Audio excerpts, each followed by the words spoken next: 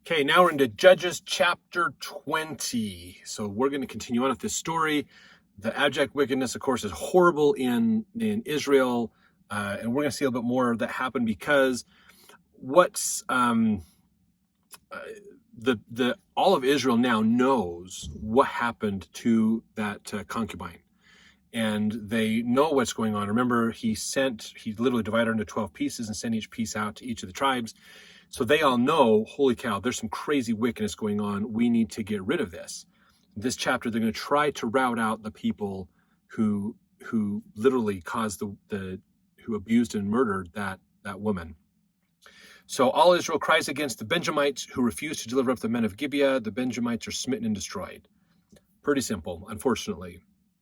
Verse 1, then all the children of Israel went out, and the congregation was gathered together as one man, from Dan even to Beersheba. Now, this is, just to give you an idea of this, okay, remember, the Danites moved to the very extreme north of where Israel was. They kind of took their own inheritance up there. Beersheba is down towards the south of the Jordan River area, kind of down there. So it kind of, Dan to Beersheba is kind of saying all of them, basically. With the land of Gilead unto the Lord in Mizpah. So they're all coming together, basically.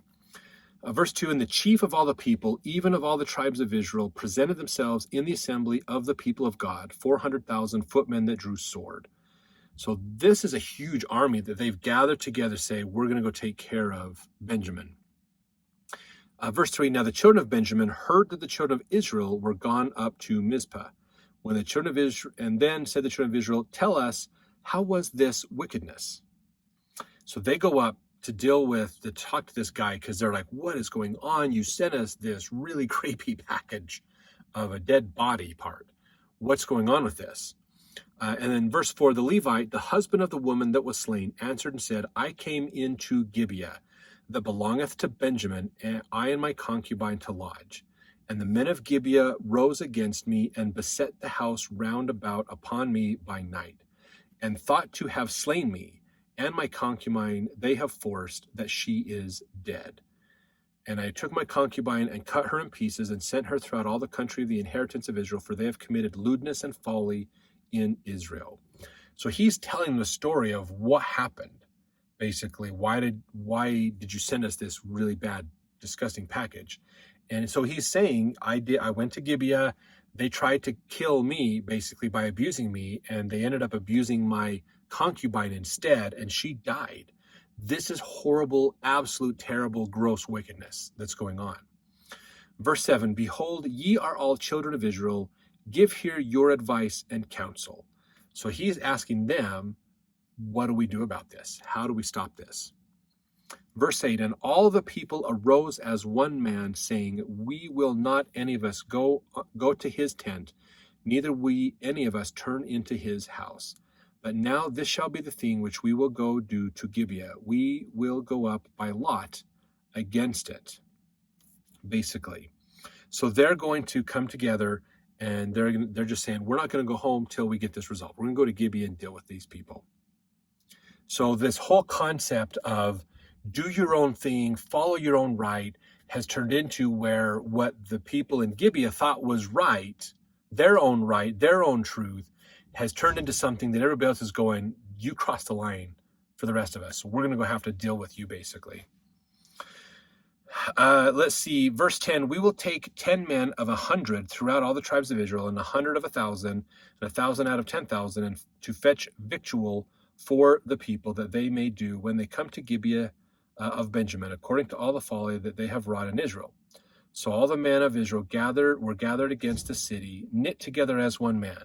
So I think this is really important that they're making a point to say they were unified in their decisions. They haven't been unified basically since almost Joshua's time. I mean, this has been a couple of 100 years that Israel's kind of gone on their own, and they haven't really come together as one.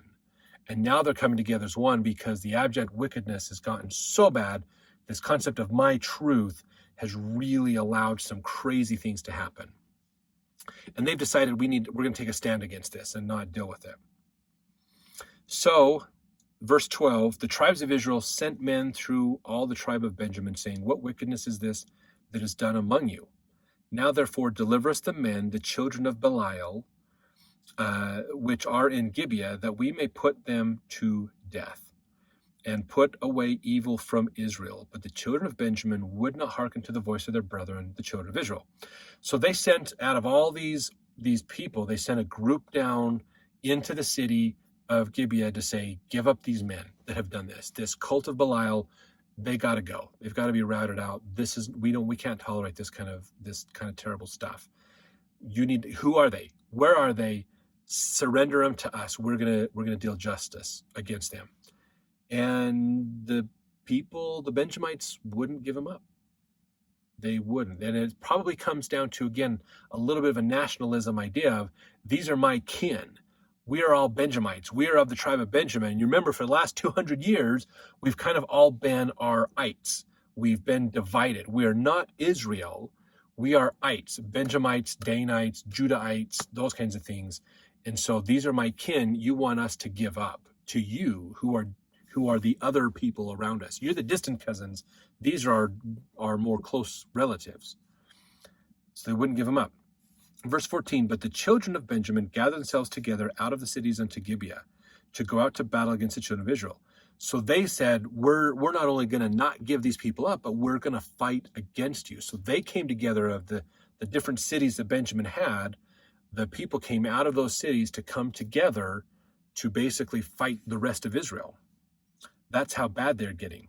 Verse 15, and the children of Benjamin were numbered at that time out of the cities 26,000 men that drew sword, beside the inhabitants of Gibeah, which were numbered 700 chosen men. So just over 26, almost 27,000 men strong against this group of Israel that has come down, basically. Verse 16, among all this people, there were 700 chosen men left-handed. Everyone could sling stones at an hair breadth and not miss. So this is kind of an interesting idea of their chosen men left-handed. They usually fight with their right hand.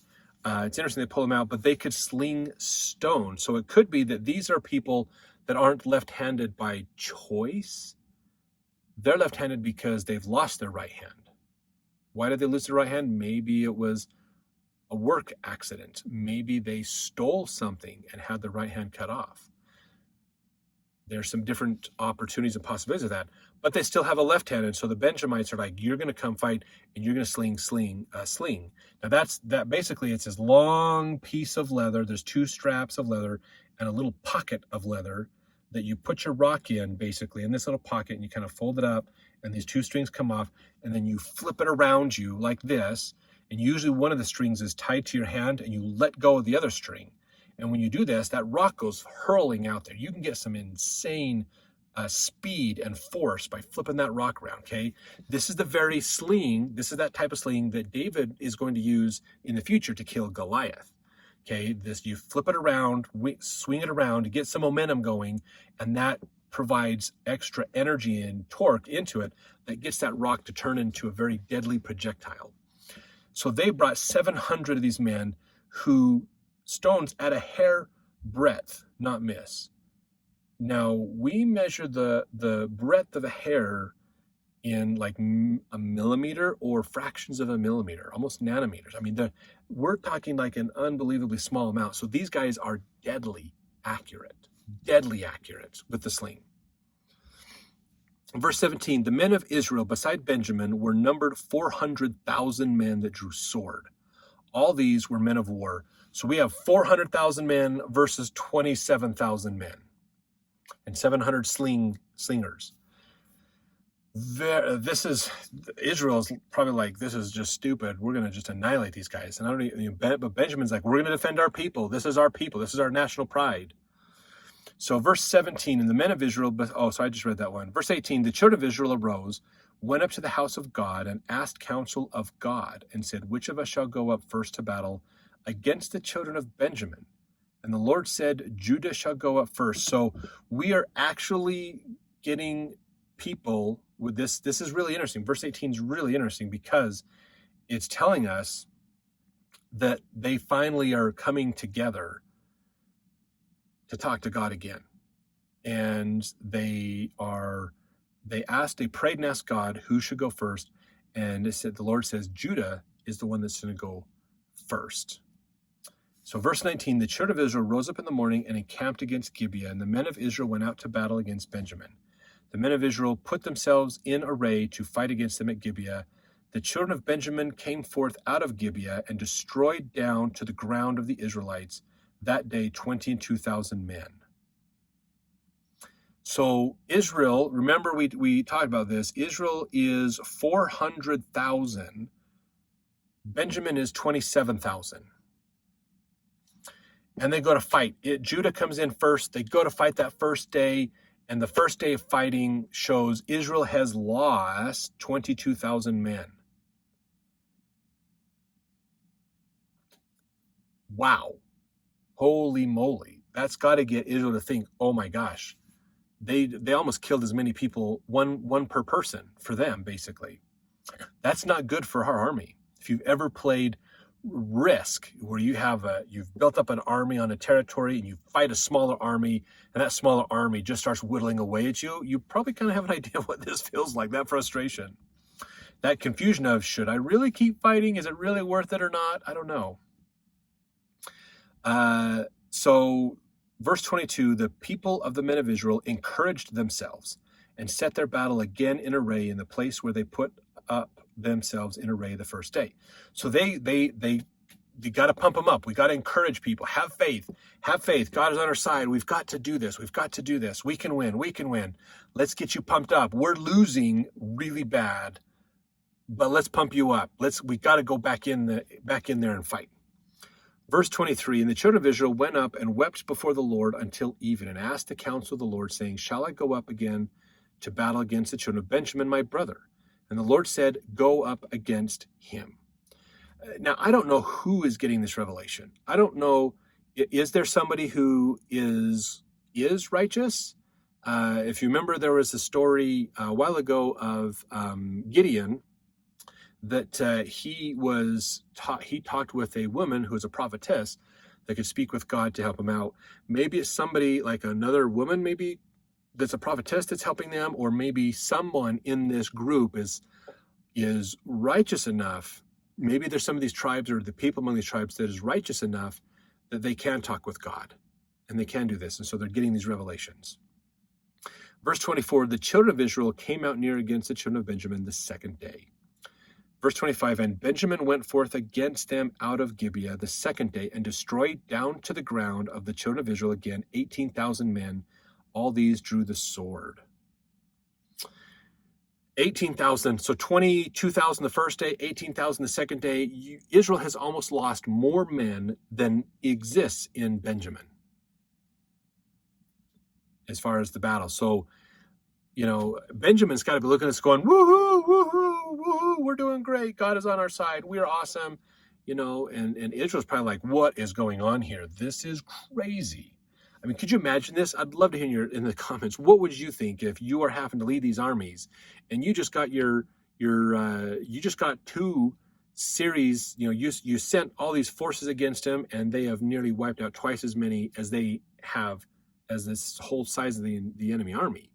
I mean, it's almost a 2-for-1 problem here. That would be pretty hard to deal with. So verse 26, then all the children of Israel and all the people went up and came unto the house of God and wept and sat there before the Lord and fasted that day until even and offered burnt offerings and peace offerings before the Lord. So they're not just going up to pray. They're putting everything into this. They're fasting, they're offering their sacrifices, they're going back to doing what they were supposed to do in the first place. And verse 27, the children of Israel inquired of the Lord, for the ark of the covenant of God was there in those days. So the ark is there. They still have the tabernacle probably at some point here. It's just not used as much as it used to be because everybody's gone so wicked, basically. But there's finally still, the people are starting to come back to going, I need to do what God has asked of me. I need to do this. I need to repent. I need to be better. I need help in my life. And so I've got to follow what God says to get his blessings. Verse 28, And Phinehas, the son of Eleazar, the son of Aaron, stood before it in those days, saying, Shall I yet again go out to battle against the children of Benjamin, my brother, or shall I cease? So now we learn it's Phinehas, the son of Eleazar, who's the son of Aaron. So Phinehas is in that right to be the high priest. So he is there. They're still doing things with the tabernacle. It's still there. Religion is still happening, just not most of Israel's following it. And maybe some of the areas in disrepair because they're not taking care of this. I mean, the Levites are leaving because they obviously aren't getting help. They're not getting supported because people aren't bringing all their offerings in to do stuff. They're off worshiping idols. So while Phinehas is there, he's probably short-staffed. He probably is struggling to keep the tabernacle going, but he's doing his best to follow that. So they're asking Phinehas to be kind of the spokesperson to talk to God, basically. So the Lord said, Go up, for tomorrow I will deliver them into thine hand. So now remember, anytime that we hear the children of Israel praying to God to receive a guidance from him and he speaks to them, that's revelation. That's called continuing revelation because it didn't stop, it's continuing to happen. Just because Moses got revelations doesn't mean that Phinehas isn't getting them now. That's continuing. God is always willing to speak to the people if they're willing to follow him and his commandments. Continuing revelation is still a good principle. Verse 29, and Israel set liers in wait round about Gibeah. So these are people basically like spies. Verse 30, and the children of Israel went up against the children of Benjamin on the third day and put themselves in array against Gibeah as at other times. So they're giving it their go. They're doing what they've done in the past. They're just doing their best. Verse 31, and the children of Benjamin went out against the people and were drawn away from the city. So the battlefield isn't in the city. The battlefield is, they're kind of drawn out away from the city. They began to smite of the people and kill as at other times in the highways, of which one goeth up to the house of God and the other to Gibeah in the field, about 30 men of Israel. So this is what's happening here, basically. So you remember those liers in wait around Gibeah? They sent spies. They basically, not individual spies necessarily, but they kind of said, we're going to send small groups out to hide. You guys are going to slowly destroy Gibeah, the people of Gibeah from inside. So we're going to draw the army away from the city, and then you're going to destroy the city behind them, basically. So there's some strategy here.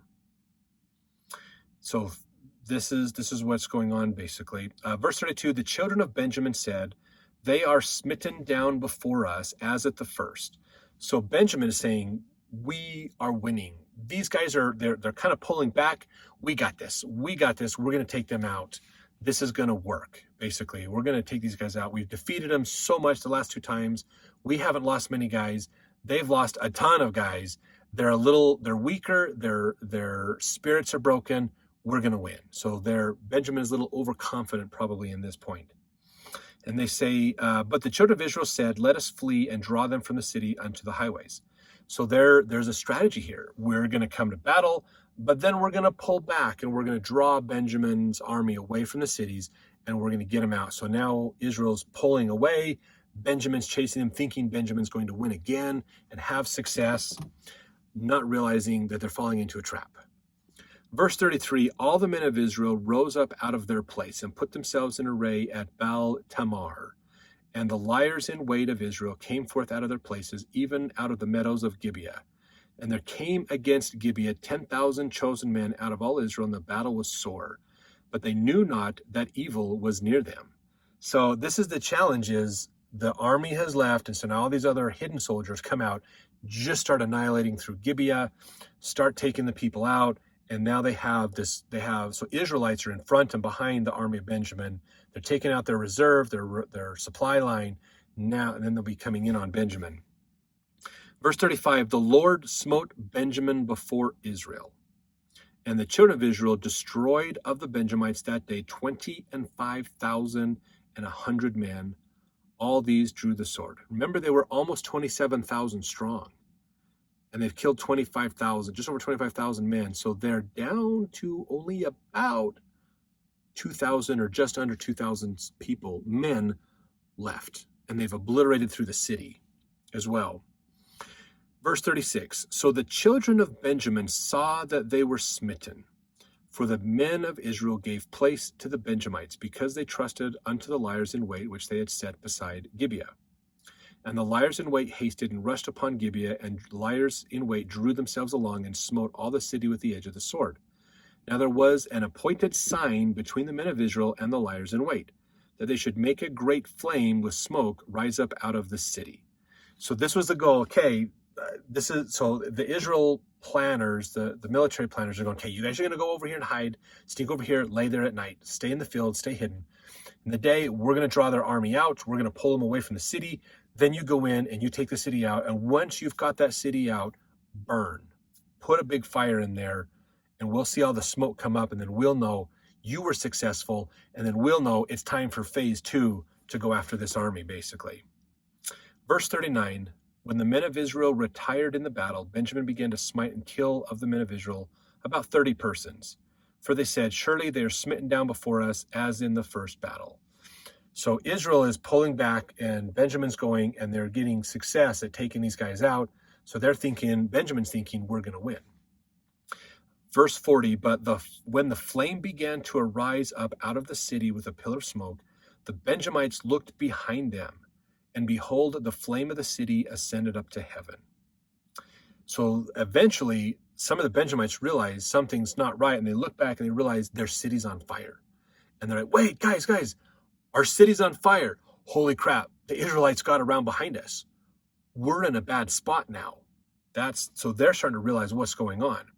Verse 41, and when the men of Israel turned again, the men of Benjamin were amazed, for they saw the evil was come upon them. So now Benjamin's realizing they're in a trap. They just got drawn out away from the city, and now the city is destroyed. They've left the city defenseless, and now their supply lines are cut off. They don't have a city to go back to. They don't have backup. They don't have extra people. They don't have a place to sleep. They can't get food. They're cut off. The army is on its own now.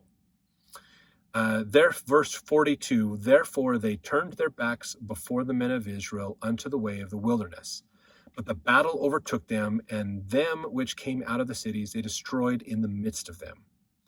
So the people are running out of the city. Israel's destroying them. Benjamin's army is fleeing. Those that tried to come back got destroyed.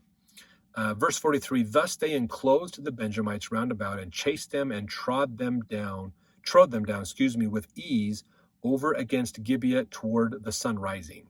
So east, they went towards the east, toward the sun rising. They've been doing this all night long. Verse 44, and there fell of the Benjamin 18,000 men, and all these were men of valor. And they turned and fled toward the wilderness unto the rock of Rimmon, which you can look up in the Bible dictionary. And they gleaned of them in the highways 5,000 men, and pursued hard after them unto Gidom, and slew 2,000 men of them. So that all which fell that day of Benjamin were 25,000 men that drew the sword. All these were men of valor. But 600 men turned and fled into the wilderness unto the rock Rimmon, and abode in the rock Rimmon 4 months. And the men of Israel turned again upon the children of Benjamin, and smote them with the edge of the sword, as well the men of every city, as the beast and all that came to hand. Also they set on fire all the cities that they came to. So about 2,000 men survived this. They've had to flee. They probably, women, children fleeing too. And so Israel just wiped Benjamin out, basically, but they didn't kill him and annihilate him out completely, basically. So the tribe of Benjamin is going to be around, but not really any substance, of any consequence to Israel or the future of Israel. Basically, they kind of blend in with the other Israelites. Usually Judah, they kind of blend in with Judah and just kind of intermingle and kind of not become a tribe anymore. Basically, they just kind of blend into the other ones. So the next chapter, we're going to learn a little bit more about what happens to Benjamin. This next chapter actually is the final chapter of the book of Judges. So we have made it through Judges. Congratulate yourself if you're still watching all of our videos and making it through all these. I hope you're really enjoying these videos. I really am enjoying putting them together because I get to learn and do things as well, which is nice, and you help me to think through the concepts. And I really hope it's helping, because the whole point is I want to make the scriptures easier to understand, just to understand at least the stories and the concepts and what's going on, so that you have, it's just easier, especially Old Testament. Old Testament is hard to learn because it's so foreign. But really, when you get into this, it's not as foreign as you'd think. So we want to make sure it's working for you as well. Please like the videos, comment on them. I'd love to hear your comments and feedback on them, your thoughts. Share the videos out, and we'll see you in the next chapter.